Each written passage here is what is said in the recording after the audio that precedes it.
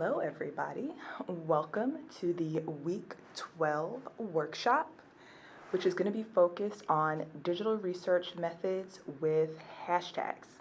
So of course for this week we discussed hashtag activism, and specifically one of the readings for this week was Beyond the Hashtags, hashtag Ferguson, hashtag Black Lives Matter, and the online struggle for offline justice.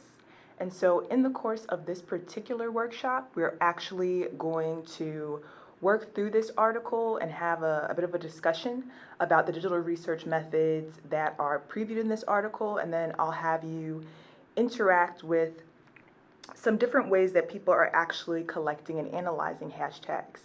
But of course, this particular piece was co-authored by Dean Freelon, Charlton McElwain, and Meredith Clark.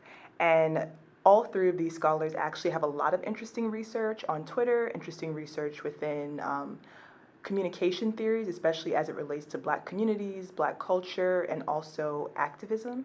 So if you are interested in hashtag activism, if you are interested in the ways that people are studying Twitter through sort of data analysis, then all of these three are really good resources to look into for how to do that type of research and the type of research that is being done in that area. But getting into the article, Beyond Hashtags, and so this is a really interesting piece because it's a bit more of a kind of large-scale analysis, and specifically in the article they do data analysis from three major sources.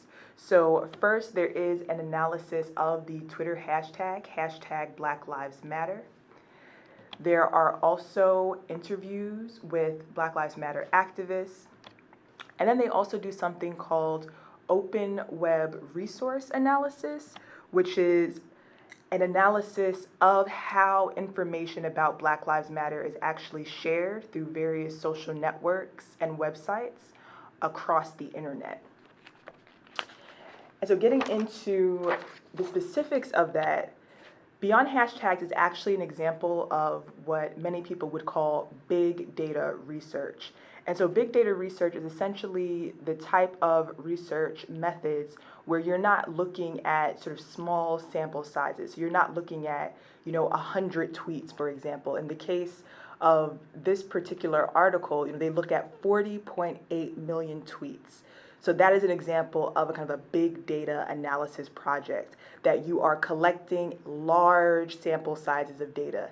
And so the type of analysis that you would do when you're doing big data research actually requires generally special types of software, usually certain types of skills and understanding how to collect that amount of data, how to constantly collect data.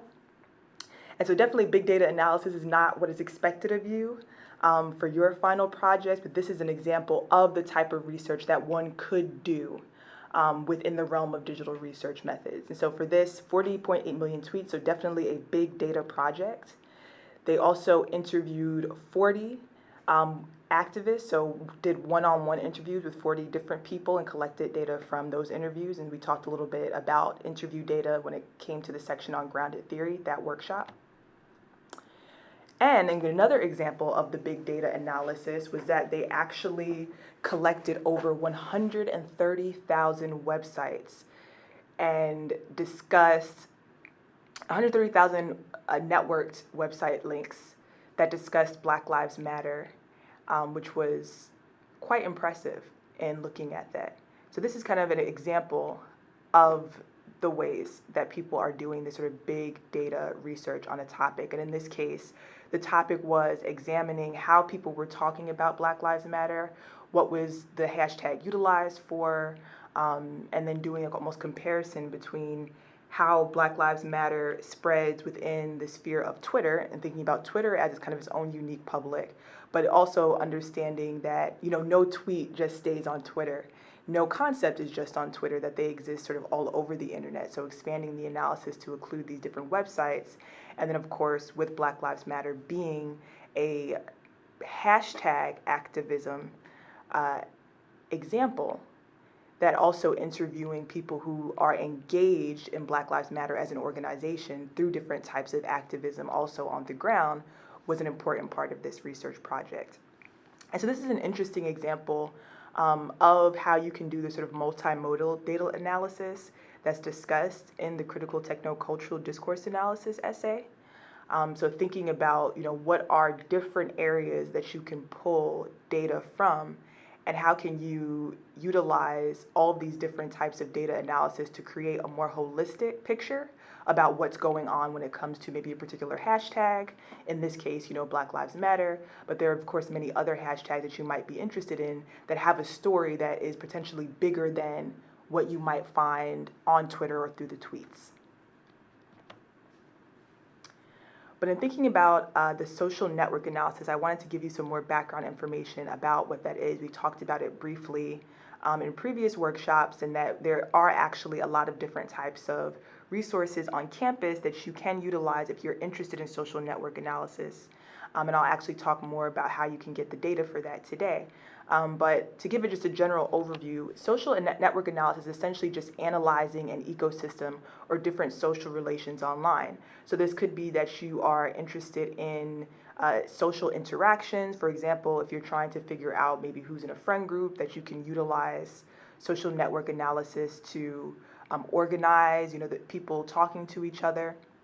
And if you see on the image on the bottom corner of the screen, there is this example of, and social network analysis, you have these sort of nodes and edges. So you can look at specific nodes and see how they connect to other nodes within a network. So if you think about yourself in a social network, you might view yourself as a node, and then maybe one of your other friends is another node, and there would be an edge connecting you two because you're friends in some way. Maybe there's an edge connecting you two because you have conversations, and that there are multiple other people that you are all connected with and connected to, and then you can kind of use social network analysis to give a visualization of the data about maybe friendships, or the data about people talking about a particular conversation.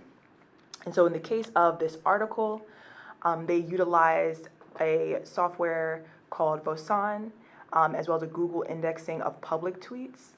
And specifically in doing the social network analysis, they did it on the websites and charted the hyperlinks as like the relationship between the nodes. So if you're looking at a website, in this case they're looking at Black Lives Matter, if a website was discussing Black Lives Matter, tracing to see what that website would link to, and seeing what were the relationships between these different websites being linked together.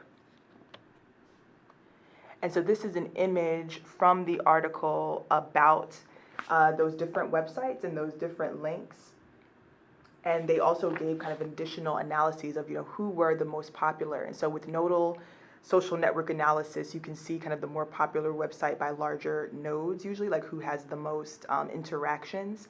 And then you tend to get sort of less interactions like the farther away you move out, but you can see kind of those central websites in the middle of the image.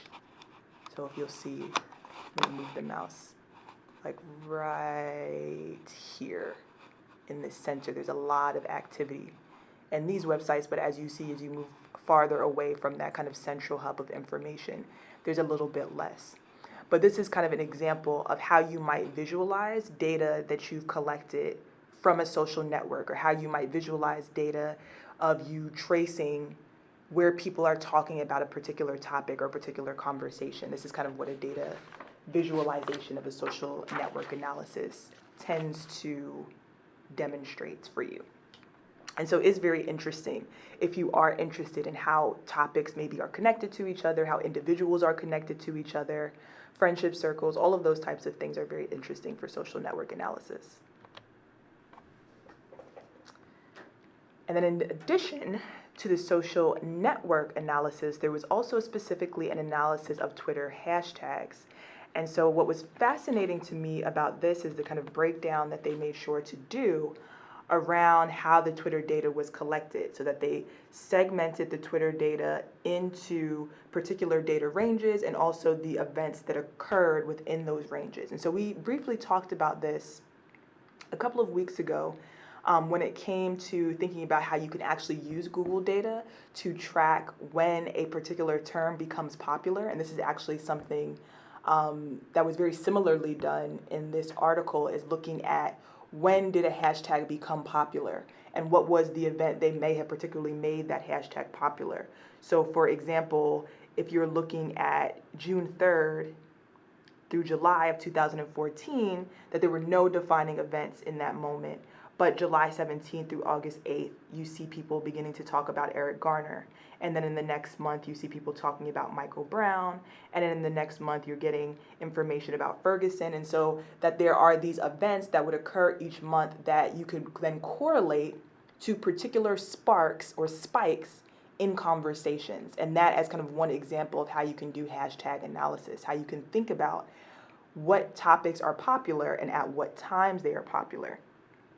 And so in looking at the research questions that they actually developed for this particular section of the study, there were two questions, who is heard most often, and then what do these top users say? And so this is also almost another example of the way you can look at networks in your analysis. So when you collect Twitter data, and there are many different ways to collect Twitter data, and if that's something you are interested in, we can talk about that, but I'll also give you an example of where you can get Twitter data in the next slide. But essentially, you can look at not only how tweets circulate within networks, but even within those networks, as we saw in the previous slide, where is the most activity coming from?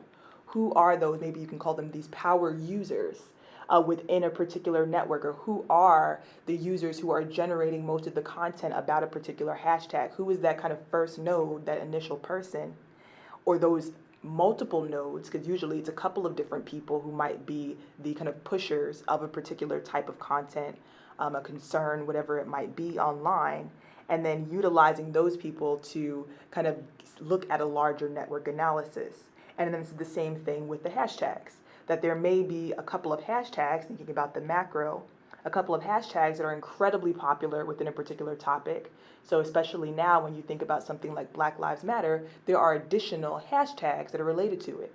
It's not just hashtag Black Lives Matter, but we can also look at, as we've seen in the readings for this week, you can look at things like hashtag say her name.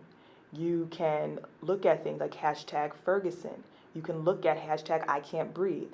There are multiple different hashtags that are now correlated to particular events. Even now we're having hashtag, justice for Breonna Taylor. There are all of these different ways that you can kind of collect tweets, collect hashtags to do a sort of data analysis, especially if you are interested in this type of research. And so in this case, for this particular article, they actually purchased tweets for data analysis, and this is something that we, of course, have talked about when it comes to corporations. Corporations are not the only people who have access to Twitter data. Anybody can purchase Twitter data. There's, just a process that you go through, and especially if you're a researcher, that is something that is open to you. Institutions, can purchase tweets. And so that's something also to be aware of and thinking about kind of how freely available Twitter data is to different groups and entities. In addition to that, they collected metadata on the tweets. And metadata is something that we haven't discussed as much, but is actually incredibly important when you're doing data collection and analysis. Your metadata is essentially your data about your data. So it's how is it that you are categorizing the information that you are collecting. So for example, if you are interested in collecting tweets, you're not just going to categorize the tweets based on the content. You might have metadata about who was the creator of the tweet. That might be one column in your spreadsheet of collected tweets. The tweets themselves may be another column.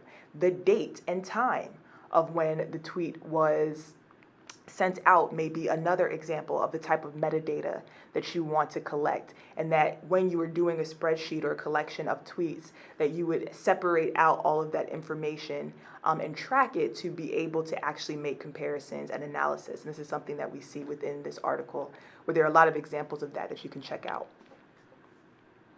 And then, as I mentioned, with that being said, it's like once you have not only the initial data, but you have that metadata, you know what things you're interested in studying, you can start to look at that metadata and analyze why certain types of metadata may be important. So you can track those dates.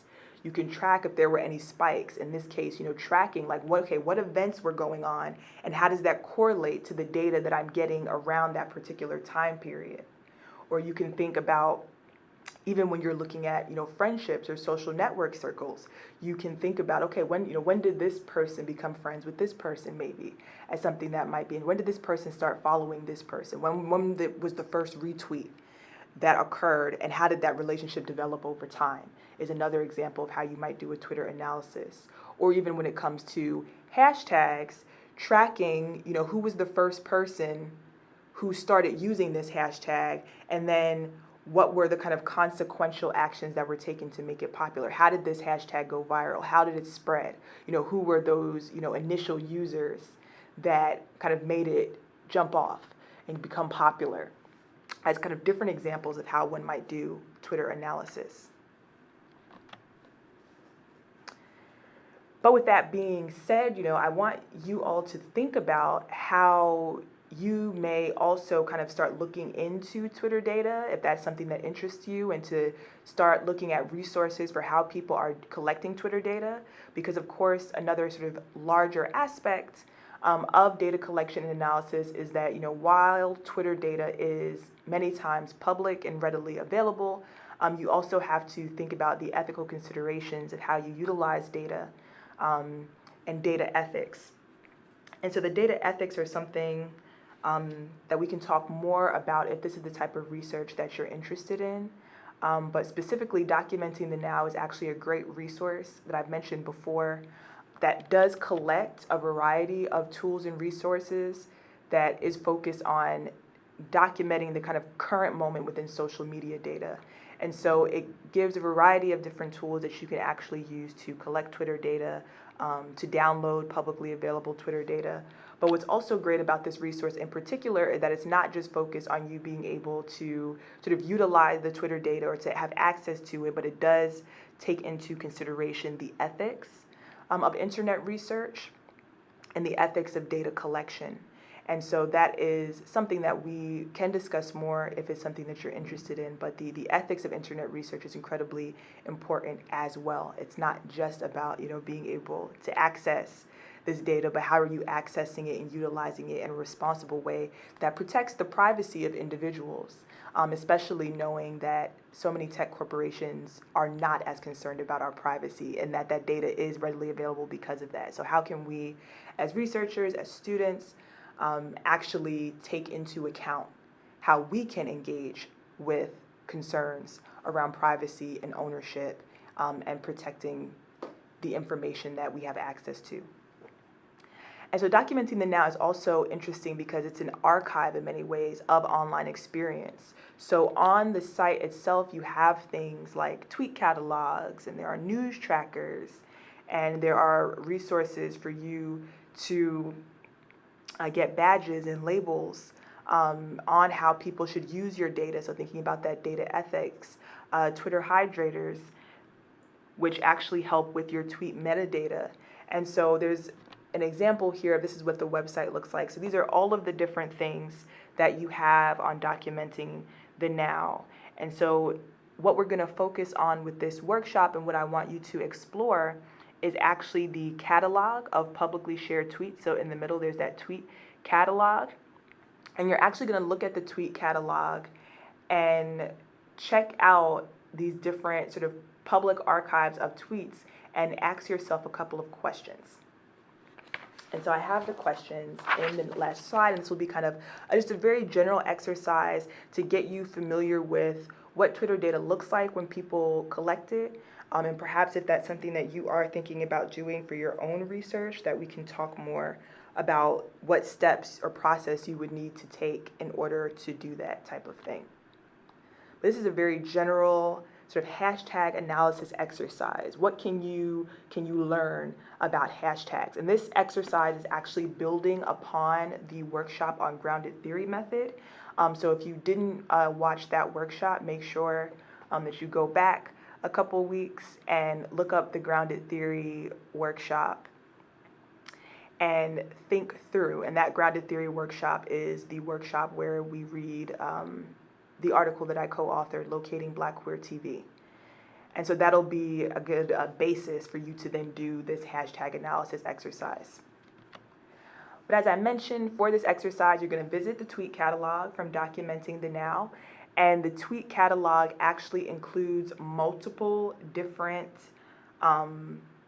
archives of publicly available Twitter data on different topics. And so what you're going to do is actually choose one of the catalogs, which is a topic that you might be interested in, and choose a catalog to just analyze. And I would like you to ask yourself the following questions. Very simple kind of overview of questions.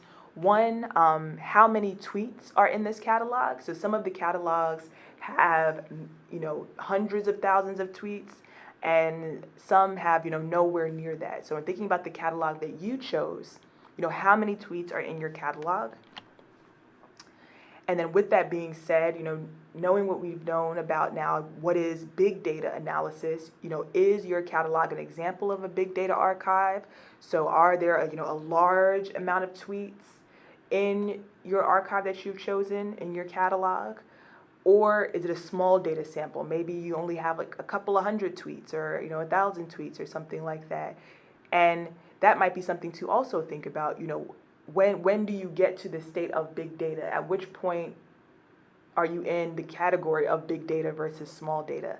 Might also be something for you to consider as you're looking at these different tweet catalogs. What is the amount of tweets that to you feels like a lot of tweets? Just think about that mentally as you're looking through and choosing one of the catalogs to analyze. And then once you actually choose your catalog, you open it up, you're starting to look at the information in the tweets.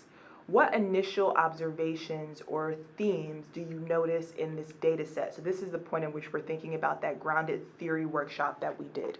So knowing what you know about grounded theory, about open coding, about emerging themes, looking through the tweets, giving your own self kind of a cursory analysis, an overview, you just reading these tweets. What are the observations or themes that maybe pop out to you? And you can also think to yourself, if you were to use this data set in your own research, what is the type of research that you would want to do with this particular set of tweets? What's unique to this catalog? What types of observations or ideas might come from a catalog of these types of tweets? Those are all questions that you can ask yourself, and I think will give you kind of a general overview and idea of how people are looking at hashtags, how people are analyzing tweets, and how you can potentially think about utilizing Twitter in your own research and accessing this kind of publicly available data that may be of interest to some of the topics that we've talked about in this course.